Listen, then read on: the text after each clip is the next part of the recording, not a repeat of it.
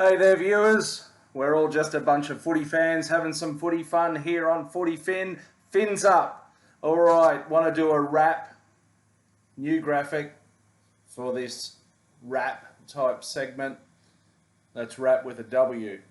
Wrap of the inaugural Battle of Brisbane, which happened at Lang Park, Suncorp Stadium, on Friday night. Here we are, Sunday morning. Now, dissecting that epic match. Now, somebody else pointed out that there have been previous Brisbane derbies when the Crushers were in the comp in the mid-90s. Forget about that. This is the real deal. Okay, so we had a packed out Suncorp Stadium, 52,000 people or thereabouts on a Friday night. I think that's a record for a Broncos regular season game. In fact, it is, which is incredible. There was a carnival-like atmosphere. I was there at the ground myself, soaking up the euphoria and just the tension. The place was like a sauna on a balmy Brisbane evening. There were storm clouds on the horizon, maybe even a strike or two of lightning there, although we never quite got a downpour. And listen, the NRL couldn't have scripted better. Both teams going in 3 from 3. Undefeated, and officially a home game for the Dolphins, but of course it's the Broncos' home turf there at Suncorp as well. And look, ultimately it lived up to the billing. It turned into an epic match, although the first half, I have to say, was a bit of an arm wrestle. Broncos got a score through their winger, Jesse Arthurs. Reynolds didn't convert. Quite a few mistakes were made, particularly in the back end of the first half from both teams in the energy-sapping conditions. Dolphins were fielding no fewer than seven ex-Broncos players, and of course, ex-Broncos Foundation coach Wayne Bennett. I'm just taking a look at this fin as I talk. I'm not sure if I look a bit more like Papa Smurf or a fins up fin supporter. But anyway, 7 ex-Broncos, which really added to the spice. Look, so 4-0 at the break.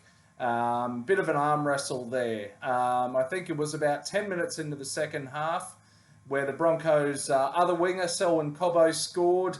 Reece Walsh was playing very well at fullback, had a hand in 2 of those Broncos winger tries, particularly the second one through a lovely cutout pass to Selwyn Cobbo.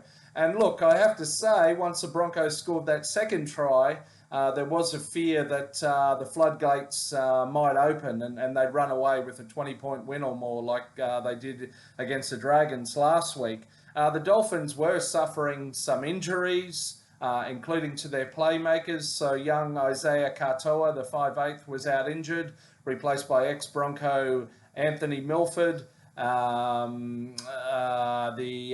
think the Nikorima came on off the interchange bench, another ex-Bronco. He soon enough went off with concussion. So really the Dolphins were down to their third choice dummy half.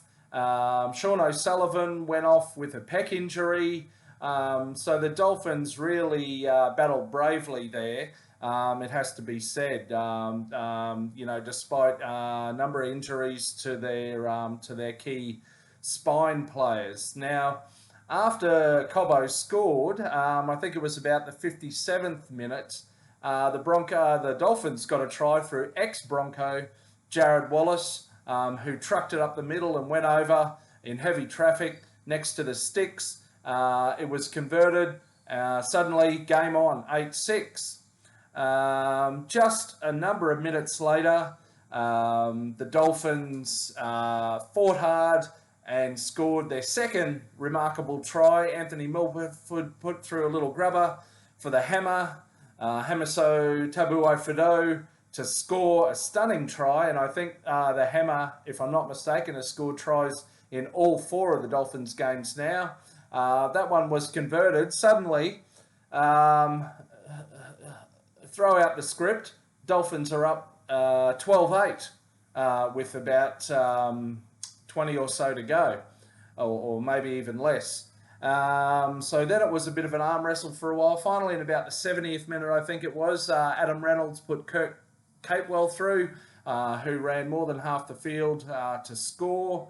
Reynolds actually got that conversion despite some heavy boos from the crowd. And just on the topic of boos, it was very interesting, I have to say. It did live up to the derby atmosphere, the Battle of Brisbane.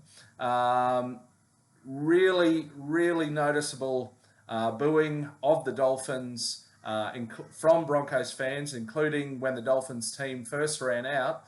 The guy over the PA who's trying to G the crowd up every 5 or 10 minutes for the Dolphins, every time he called for Dolphin supporters to make some noise, it seemed, at least where I was sitting, to be drowned out by boos of Broncos fans.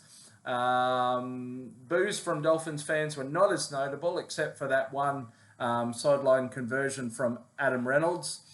Anyway, late in the game, in the final 3 minutes, the Dolphins are down 14-12, just 2 points, attacking, fifth tackle, chance to seal a memorable victory. Anthony Milford puts a cross-field grubber kick, which was an interesting choice.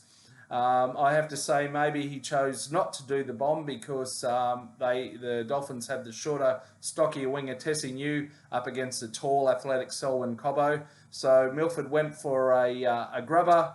Unfortunately, the Dolphins outside backs coming through weren't able to nail it. Katoni Staggs did, ran the length of the field, scored a memorable try to seal a memorable victory for the Dolphins in this first ever Battle of Brisbane. Dolphins had about 30 seconds, tried for the short kickoff to regain possession, but it wasn't to be. The ball went out. One other memorable moment was with the Broncos up 8-0, and Selwyn Cobbo looked almost certain to score his second try, and which would have been close to a match sealer for the Broncos at that point. Mark Nichols, Dolphins forward on the floor, manages to flip the ball out of Cobbo's hands. Very memorable moment there. But listen, fantastic game. Rugby League is the winner. The Broncos do come away with the 2 points. This is the start of something epic, I really do think. The two teams will meet again in June or July. Interestingly, that one will be at the Gabba, not at Lang Park. But listen, thanks for listening. Fantastic Battle of Brisbane. Couldn't have scripted it better. Broncos came away with the win. Dolphins fought very bravely despite some injuries and came back to almost seal an upset.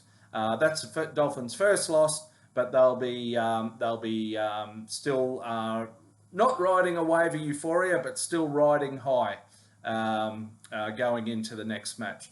Thanks for listening. I'm FootyFin, and until next time, catch you under the crossbar. See you later.